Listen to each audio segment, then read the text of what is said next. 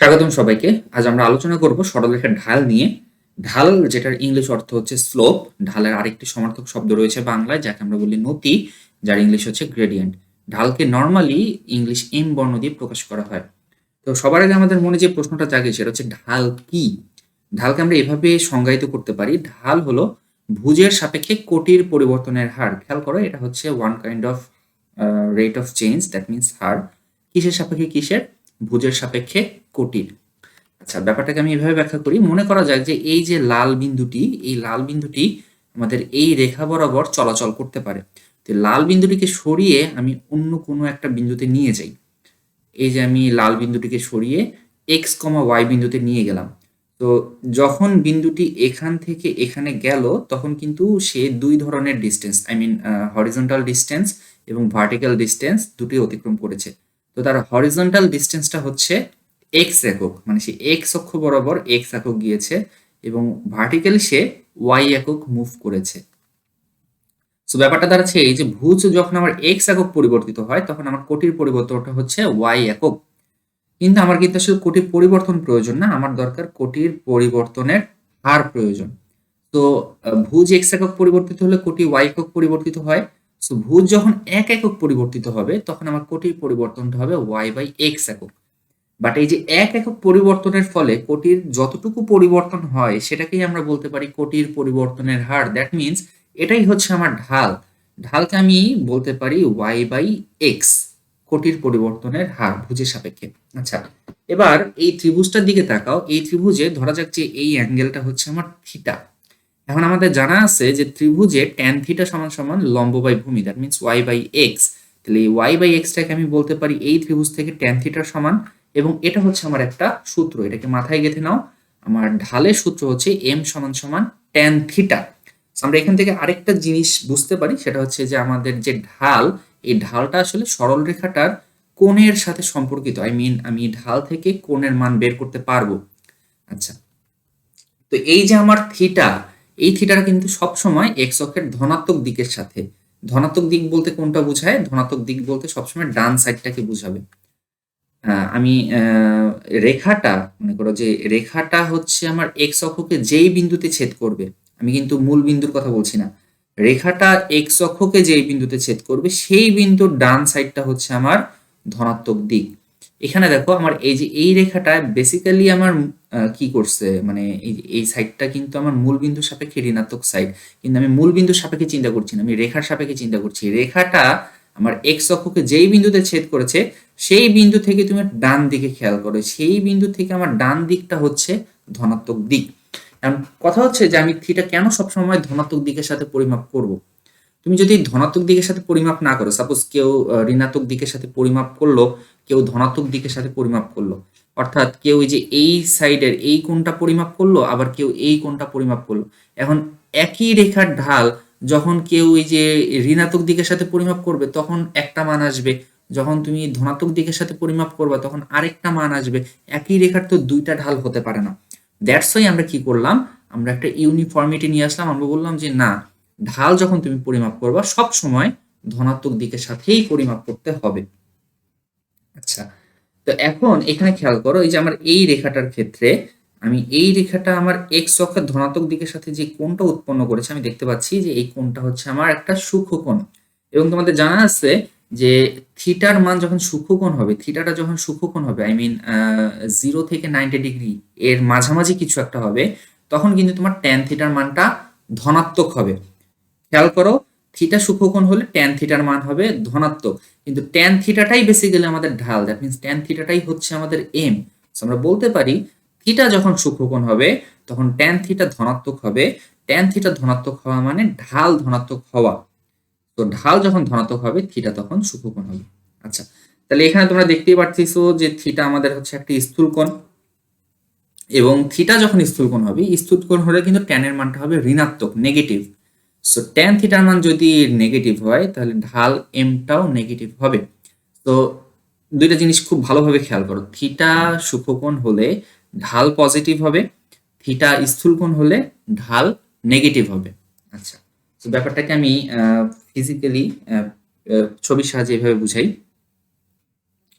এই দেখো, এই যে এই রেখাটার ঢাল আমি বলছি যে এই রেখাটার ঢাল এম হচ্ছে 2। 2 এটা একটা পজিটিভ সংখ্যা। সো যেহেতু এটা একটা পজিটিভ সংখ্যা, আমরা দেখতে পাচ্ছি পজিটিভ হলে কি হবে, সূক্ষ্মকোণ উৎপন্ন করবে। এই দেখো, এটা একটা সূক্ষ্মকোণ। আবার এখানে দেখো ঢাল এম হচ্ছে একটা নেগেটিভ সংখ্যা। নেগেটিভ সংখ্যা হলে এই যে আমরা এখানে দেখতে পাচ্ছি যে রেখাটি কি করছে, এক্স অক্ষের ধনাত্মক দিকের সাথে একটা স্থূলকোণ তৈরি করেছে। আচ্ছা, সো এখন দেখো আমি ঢালের মানটা একটু বাড়িয়ে দিলাম, 2 থেকে 3 করলাম। সো ঢালের মানটা 3 করার ফলে কি ঘটনাটা ঘটলো তোমরা খেয়াল করো। যখন 2 ছিল, 2 থাকা অবস্থায় রেখাটা এরকম, যখন 3 হলো তখন এরকম। আবার এইদিকে খেয়াল করো, যখন -2 ছিল রেখাটা ছিল এরকম। আমার এই যে স্থূলকোণের মানটা কি হবে খেয়াল করবা, যখন -2 থেকে -3 হবে আমার স্থূলকোণের মানটা কিন্তু কমে যাচ্ছে। আচ্ছা, আবার সূক্ষ্মকোণের ক্ষেত্রে কি হচ্ছে, সূক্ষ্মকোণ যখন আমার 2 ছিল, যখন আমি 2 থেকে 3 করছি তখন কিন্তু আমার সূক্ষ্মকোণের মানটা বেড়ে যাচ্ছে। আচ্ছা, তো এখান থেকে যে জিনিসটা আমরা বুঝতে পারি যে ঢালের মান এটা যখন বাড়বে তখন রেখা দুটো খাড়া হচ্ছে। ভালোভাবে খেয়াল করো, ঢালের মান 2, এটাও হচ্ছে গিয়ে -2। ঢালের মান দুটো আমি বাড়াবো। সো বাড়ালে দুটো রেখাই আরেকটু খাড়া হবে, আরেকটু স্টিপার হবে। ঢালের মান কমলে স্টিফনেসটা কমে যায়, ঢালের মান বাড়লে স্টিফনেসটা বেড়ে যায়। আচ্ছা, তো ঢালের যে মান, এই মানটা থেকে আমরা আসলে দুইটা তথ্য পাই। ফার্স্ট ইনফরমেশন হচ্ছে আমাদের ঢালের মানটা আমাদেরকে ডিরেকশন বুঝতে সাহায্য করে। ডিরেকশন বলতে আসলে রেখাটা কোন দিকে হেলে আছে, এই দিকে হেলে আছে নাকি এই দিকে হেলে আছে, কোন দিকে হেলে আছে, ডিরেকশন বলতে আমরা এটা বুঝি। অর্থাৎ এটা অ্যাঙ্গেলের সাথে রিলেটেড। ঢালের মান থেকে আমরা অ্যাঙ্গেলটা গেস করতে পারবো যে এটা সূক্ষ্মকোণ না স্থূলকোণ। আরেকটা জিনিস স্টিফনেস, স্টিফনেস মানে রেখা দুটো কতটুকু খাড়া হয়ে আছে।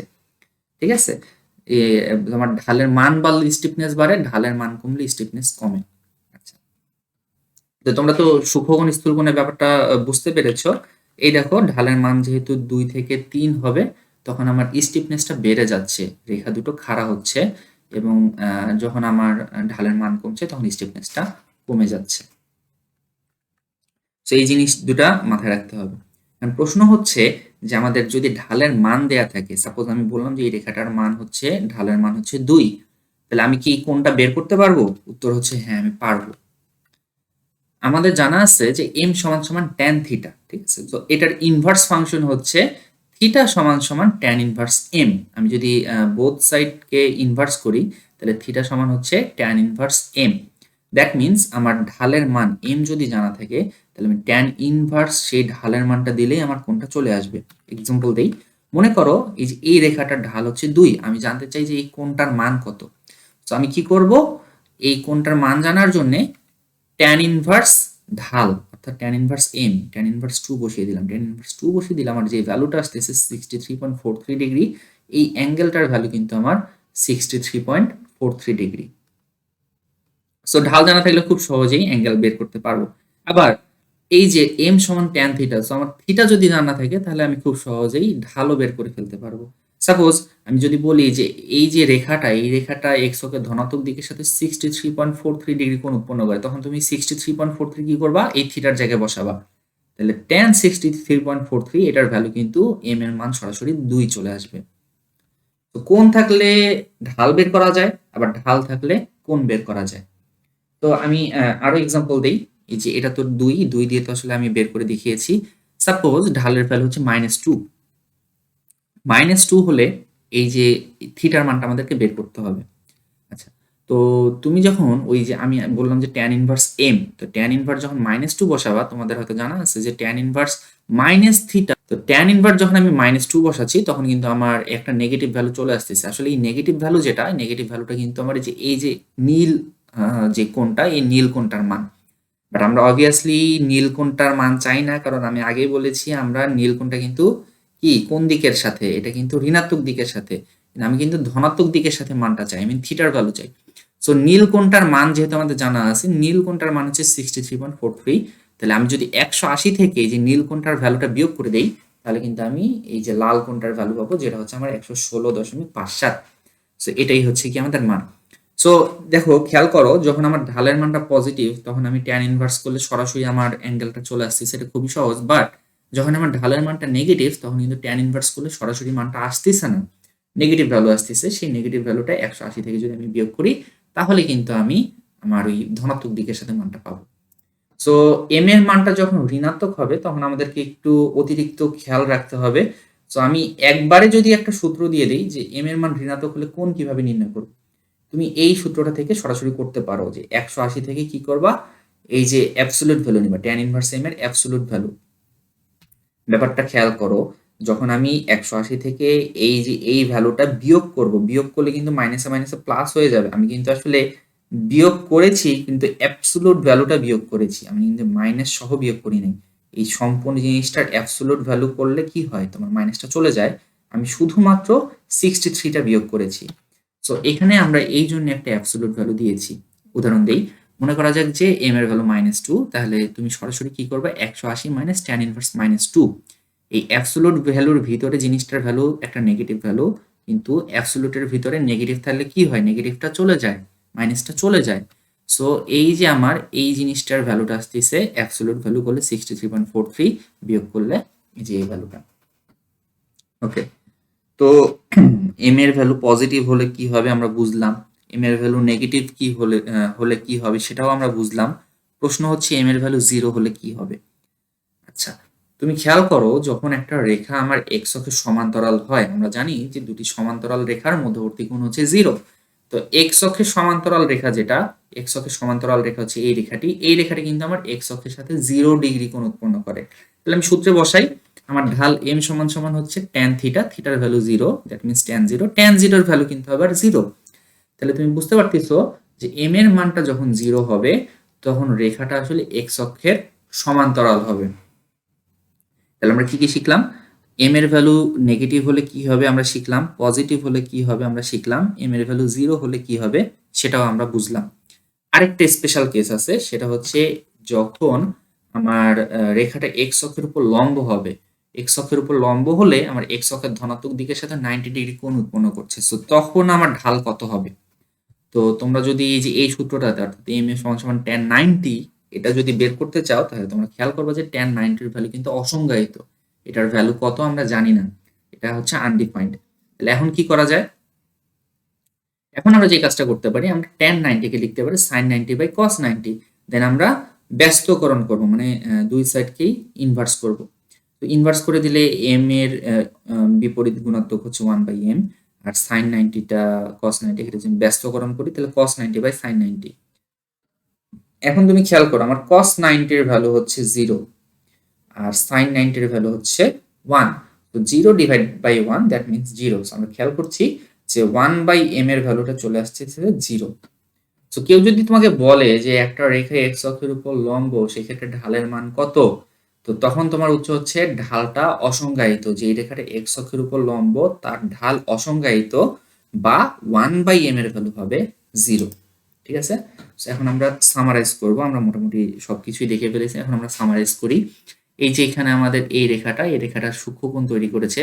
সো থিটা সূক্ষ্মকোণ হলে m এর ভ্যালুটা ধনাত্মক, এই রেখাটার ঢাল পজিটিভ। এই রেখাটা 0 ডিগ্রি কোণ উৎপন্ন করেছে, এটার ঢাল 0। এই রেখাটা স্থূল কোণ তৈরি করেছে, এটার ঢাল নেগেটিভ। এই রেখাটা লম্ব হয়েছে x অক্ষের উপর, সো এটার ঢালটা আনডিফাইন্ড। ঠিক আছে, ওকে। তো এই হচ্ছে ঢালের ব্যাপার। তো আমি আরেকটু বলে নিই যে ax plus by plus k equal to 0, এই ফরম্যাটের যে কোনো রেখাও কিন্তু আমার সরল রেখার সমীকরণ। তো এইরকম সরল রেখা থাকলে আমি কিভাবে ঢাল বের করব। তো ফার্স্টে আমি যে কাজটা করব, x plus by plus k এই সরল রেখাটাকে আমি সাধারণ সমীকরণে কনভার্ট করব। সাধারণ সমীকরণে কনভার্ট করে আমি y equal to mx plus c এর সাথে কনভার্ট করব। সাধারণ সমীকরণটা কি এটা আমি পরের কোন একটা পর্বে আলোচনা করব, আপাতত তোমরা বুঝে নাও যে y equal to mx plus c টা হচ্ছে আমার সরল রেখার সাধারণ সমীকরণ, এখানে m হচ্ছে আমার ঢাল, c কি জিনিস এটা আমি পরে কোনো একটা সময় ব্যাখ্যা করব। তাহলে দেখো আমার ঢাল m, এটাকে যদি আমি এই রেখার সাথে কম্পেয়ার করি তাহলে m এর জায়গায় এখানে রয়েছে minus a by B, that means এই যে রেখাটা, এই রেখাটার ঢাল হচ্ছে মাইনাস a বাই বি। কিন্তু a হচ্ছে আবার এই সমীকরণ থেকে দেখো a হচ্ছে x এর সহগ এবং b হচ্ছে y এর সহগ, দ্যাট মিন্স আমি বলতে পারি এই ফরম্যাটের যে কোনো রেখার জন্য ঢাল হবে মাইনাস x এর সহগ ডিভাইডেড বাই y এর সহগ। উদাহরণের সাহায্যে বুঝিয়ে দিই, মনে করো যে তোমার 2x minus 3y minus 5 equal to 0 রেখার ঢাল কত প্রশ্ন করেছে। তো এখন আমার উত্তর আমাদের জানা আছে যে ঢাল m সমান সমান হচ্ছে সূত্রের মাইনাস ইন্টু x এর সহগ ডিভাইডেড বাই y এর সহগ। তাহলে এখান থেকে দেখো x এর সহগ হচ্ছে 2, আমি বসিয়ে দিলাম 2, আর y এর সহগটা কত, y এর সহগ হচ্ছে -3। সো -3 বসাও, বসিয়ে আমাদের চলে আসছে 2/3। 2/3 is the slope of this line. Okay, আচ্ছা, দুইটা বিন্দু দেয়া থাকলে একটা সরলরেখার উপর তোমার যদি দুইটা বিন্দু দেয়া থাকে তাহলে তুমি কিভাবে ঢাল বের করবে। মনে করা যাক যে এটা হচ্ছে একটা সরলরেখা, এই সরলরেখার উপর দুইটা বিন্দু, একটা হচ্ছে x1, y1 আর একটা হচ্ছে x2, y2।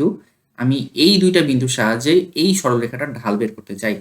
তো তোমাদের তো এগুলা জানাই আছে যে বিন্দুটার যেহেতু স্থানাঙ্ক x1, y1, দ্যাট মিন্স মূল বিন্দু থেকে এই বিন্দুটার horizontal distance x1, vertical distance y1, আর এই বিন্দুটার horizontal distance x2, vertical distance y2। তাহলে এখন আমি এই যে এইখানে একটা ত্রিভুজ গঠন করব। তো এই ত্রিভুজটার এই যে এই অংশটুকু, অর্থাৎ এই যে লাল দাগটুকু, এতটুকুর ভ্যালু কত? সম্পূর্ণটা x2, এতটুকু x1, সম্পূর্ণটা থেকে x1 বাদ দিলে এই অংশটুকুর ভ্যালু আসে x2 minus x1, that means এটা আর এটা তো সমান x2 মাইনাস x1, আর এটা হচ্ছে y2 মাইনাস y1। তো এখন আমার এই সরল রেখাটা x অক্ষের ধনাত্মক দিকের সাথে দেখো থিটা কোণ উৎপন্ন করেছে। এই কোণটা আর এই যে এই কোণটা আবার অনুরূপ কোণ। সো এই কোণটা যদি থিটা হয় তাহলে এই কোণটাও হবে থিটা। এখানে আমরা একটা ত্রিভুজ দেখতে পাচ্ছি, এই ত্রিভুজ থেকে ট্যান থিটা সমান আমি কি লিখতে পারি বলতো? এই ত্রিভুজ থেকে ট্যান থিটা সমান আমি বলতে পারি লম্ব বাই ভূমি। আমার লম্ব হচ্ছে y2 মাইনাস y1, ভূমি হচ্ছে x2 মাইনাস x1। তাহলে ট্যান থিটার ভ্যালু আমি বসাই, ট্যান থিটা মানে লম্ব বাই ভূমি, লম্ব y2 মাইনাস y1, ভূমি হচ্ছে x2 মাইনাস x1। এবং এটা কিন্তু আমার আরেকটা সূত্র, আমি y2 মাইনাস y1 টাকে বলতে পারি আমার কোটির অন্তর, আর x2 মাইনাস x1 টাকে আমি বলতে পারি ভুজের অন্তর বা ভুজের পার্থক্য। এটা কিন্তু একটা সূত্র, দুই বিন্দু থাকলে তুমি কিভাবে ঢাল বের করবা সেটা সূত্র। তো উদাহরণের সাহায্যে বুঝিয়ে দেই। মনে করো তোমাকে দুটো বিন্দু দেওয়া আছে 2, -3 এবং -4, 2। এই দুই বিন্দু যেই রেখার উপর অবস্থিত সেই রেখাটার ঢাল আমাদেরকে বের করতে হবে। আচ্ছা, একটা বিষয় খেয়াল করো, আমি এই বিন্দুটাকে x1, y1 এবং এই বিন্দুটাকে x2, y2 ধরেছিলাম দেখে আমার সূত্রে y2 minus y1, x2 minus x1 এসেছে। বাট আমি যদি এটাকে x2, y2 ধরতাম, এটাকে x1, y1 ধরতাম, তাহলে কিন্তু উল্টাটা আসতো, y1 মাইনাস y2 আসতো, x1 মাইনাস x2 আসতো। ঠিক আছে? সো আসলে এটা জাস্ট ধরার উপর নির্ভর করতেছে। এটাকে তুমি x1, y1 ও ধরতে পারো, x2, y2 ও ধরতে পারো। তো ধরার উপর নির্ভর করতেছে এটা। বেসিক্যালি আমাদের মনে রাখতে হবে যে উপরে হবে কোটির পার্থক্য, নিচে হবে ভুজের পার্থক্য। তাহলে এই অঙ্কের ক্ষেত্রে এখন আমি কোনটাকে x1, y1, কোনটাকে x2, y2 ধরবো ডাজন্ট ম্যাটার। তুমি যে কোনোটাকে x1, y1, যে কোনোটাকেই x2, y2 ধরতে পারো, এটা সম্পূর্ণ তোমার উপর নির্ভর করে। তাহলে এখন আমাদের ঢালের সূত্র হচ্ছে কোটির অন্তর ডিভাইডেড বাই ভুজের অন্তর। আমি এটাকেই এই যে প্রথম বিন্দুটাকে মানে ইজি করার জন্য প্রথম বিন্দুটাকেই x2, y2 ধরলাম, দ্বিতীয়টাকে x1, y1 ধরলাম। এখন মানগুলা বসাবো। y2 হচ্ছে এই যে প্রথম বিন্দুটাকে আমি y2 ধরেছি, সো y2 হচ্ছে -3, এই যে -3 সূত্রের মাইনাস y1 কি, y1 হচ্ছে দ্বিতীয় বিন্দুটার কোটিটা, দ্বিতীয় বিন্দুটার কোটিটা হচ্ছে 2 ডিভাইডেড বাই x2 হচ্ছে প্রথম বিন্দুটাকে আমি ভুজ বলছি, ভুজটা হচ্ছে আমার কত 2, সূত্রের মাইনাস x1টা কি, x1টা হচ্ছে আমার কি বলো, x1টা হচ্ছে আমার -4, তে -4 বসালাম। যদি আমি ক্যালকুলেশন করলে আমার যে -5/6, দ্যাট ইজ দ্য অ্যান্সার। এই বিন্দু দুইটা যে রেখার উপর অবস্থিত সেই রেখার ঢাল হচ্ছে -5/6। তো এই ছিল আমাদের ঢাল সম্পর্কিত আলোচনা। আশা করি ভালো লেগেছে। ধন্যবাদ সবাইকে।